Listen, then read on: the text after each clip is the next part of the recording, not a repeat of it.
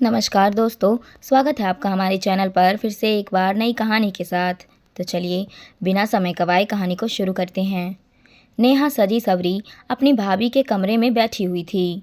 आज पापा जी ने सख्ती से कह दिया था कि नेहा आज ऐसे रंग की साड़ी पहने जिसमें उसका रंग निखरा सा लगे, क्योंकि पिछली बार जब लड़के वाले आए थे तब उसको सलवार सूट में ही दिखा दिया था, जिसमें लड़के ने साफ मना कर दिया था कि नेहा मोटी लग रही है। नेहा आ गए, भाभी चहकते हुए कमरे में आई। सुनकर नेहा के दिल की धड़कन और चेहरे की उदासी बढ़ गई, क्योंकि यह तीसरी दफ़ा है उसको इस तरह से सजाकर लड़के वालों के सामने ले जाने की। सबका हाल बुरा था। दादी ने तो गणेश जी से मन्नत मांगी थी कि आज अगर उनकी पोती पास हो गई तो 1.25 कुंटल लड्डुओं का प्रसाद बांटेगी, और माँ ने तो साईं बाबा का उपवास भी रखना प्रारंभ कर दिया। साथ ही पिछले सोमवार से नेहा से भी 16 सोमवार का व्रत रखवाना शुरू कर दिया था। दादी ने तो लड़का भी देखने आया। अच्छा मोटा काला सा था, लेकिन कमा रहा था। जब फोटो देखकर माँ और नेहा की छोटी बहन ने मुंह बिगाड़ा तो दादी ने फटकार लगाई कि लड़के तो जैसे भी हो, काले गोरे मोटे पतले कोई फर्क नहीं पड़ता, बस संस्कारी और कमाऊ हो। सुनकर नेहा के मन में सवाल आया कि वह भी तो पढ़ी लिखी संस्कारी लड़की है, क्या वह अच्छी नहीं है? क्यों समाज द्वारा दोहरे मापदंड बनाए गए हैं? लड़कियों और लड़कों के लिए लड़के की माँ और बहन भी आई थी, जो बातचीत से होशियार मगर देखने में तो ठीक ठाक ही थी। उनको देखकर पूरे घर की जान में जान आ गई थी कि चलो ये ज़्यादा खूबसूरत नहीं तो नेहा को भी पास कर ही देंगी। पानी पीने के बाद सभी ने भर पेट नाश्ता किया। मिठाई शहर के नामी हलवाई के यहाँ से मंगाई। नेहा को भीतर ही भीतर बहुत बुरा लग रहा था। दादी पापा से कह रही थी कि जैसे भी हो वैसे रिश्ता कर ही देना। अपने सिक्के में ही दोष है तो भला परखने वाले का क्या दोष? खुद को खोटा सिक्का सुनना नेहा को भीतर तक उसके अस्तित्व को झंझोर गया। दादी ऐसे क्यों बोल रही हो? दीदी में क्या कमी है? हर काम में तो परफेक्ट है फिर भी। छोटे भाई रजत ने गुस्सा करते हुए कहा। अरे चुप हो जा, तू क्या किसी मोटी काली लड़की से विवाह कर लेगा? अगर दीदी जैसी हुई तो ज़रूर, रजत ने गुस्से से कहा। अरे जा यहाँ से। दादी ने रजत को फटकार दिया। वह बुदबुदाता हुआ चला गया। दादी ने अपनी छड़ी दीवार से टेक दी और पापा से कहा कि यह रिश्ता होना ज़रूरी है। बड़ी मुश्किल से उनकी भतीजी, जो कि लड़के वालों के शहर में ही रहती है और लड़के की दूर की मामी है, उन्होंने कराया है।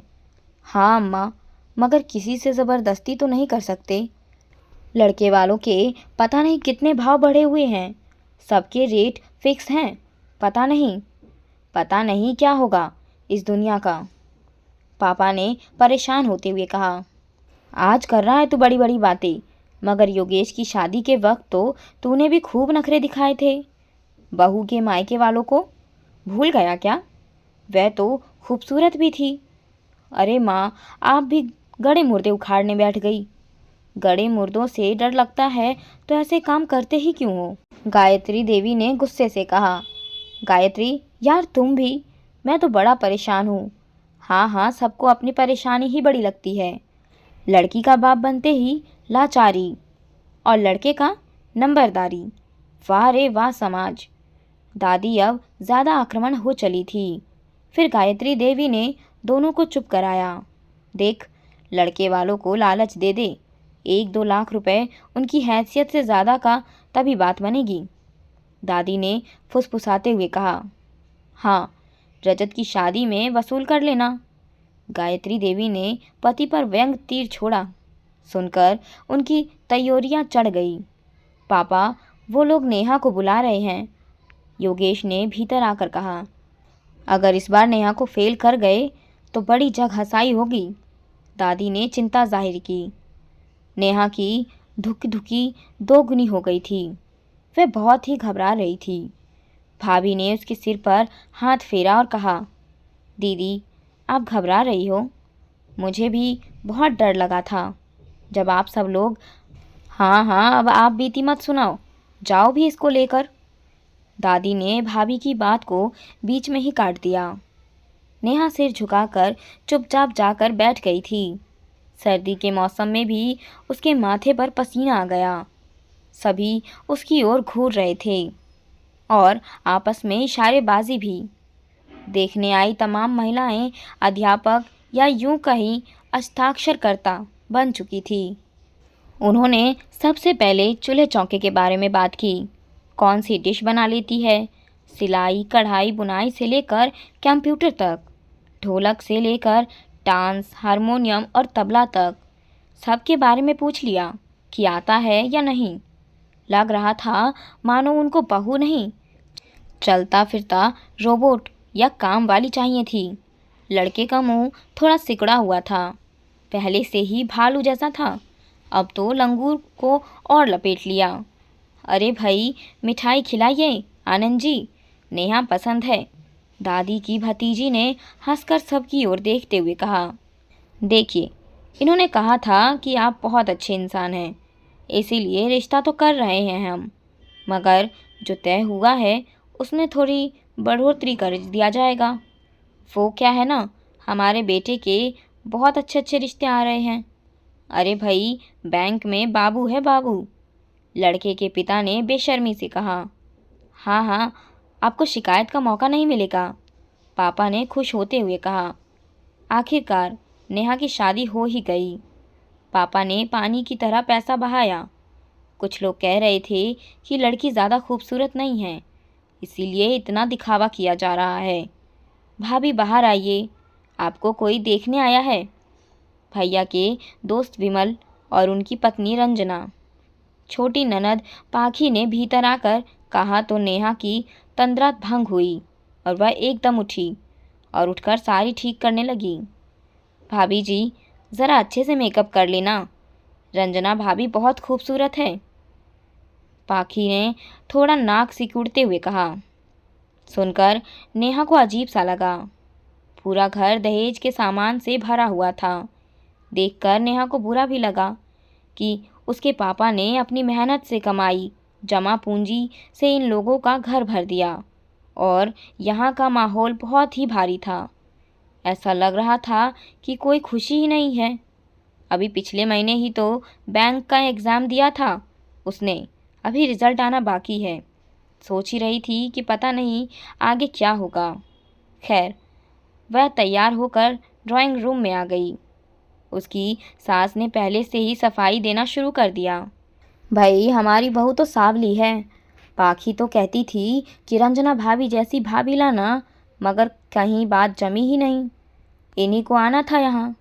सास ने नेहा की तरफ इशारा करते हुए कहा। अरे सुचित्रा, तू?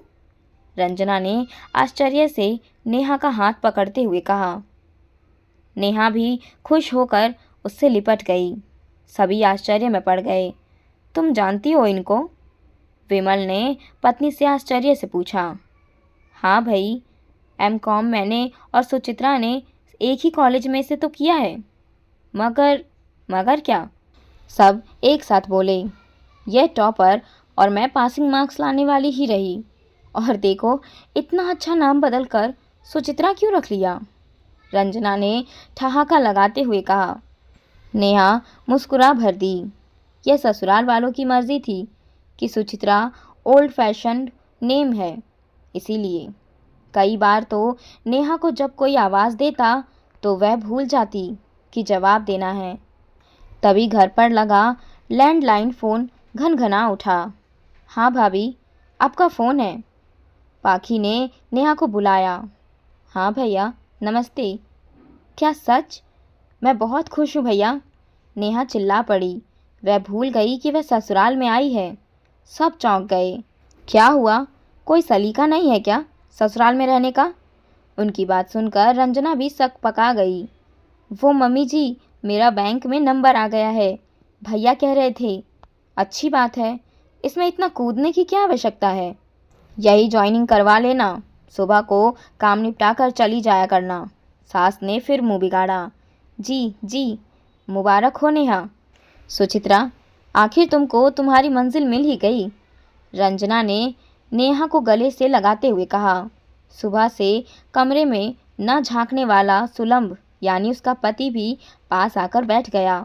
दोनों हाथों में लड्डू जो थे, इतना सारा दहेज और ऊपर से कमाऊ घर के कामों में दक्ष बीवी, ताना मारने को उनकी सांवली सूरत। लेकिन नेहा अब मन में निश्चय कर चुकी थी, ईंट का जवाब पत्थर से देने के लिए कि इतनी ही बुरी थी तो लालचियों शादी ही क्यों की। उसके चेहरे की चमक बढ़ चुकी थी। अब वह आत्मविश्वास के साथ सबके सवालों का जवाब दे रही थी, मगर उसका दिल अब तक लोगों द्वारा किए तिरस्कार से भर उठा था।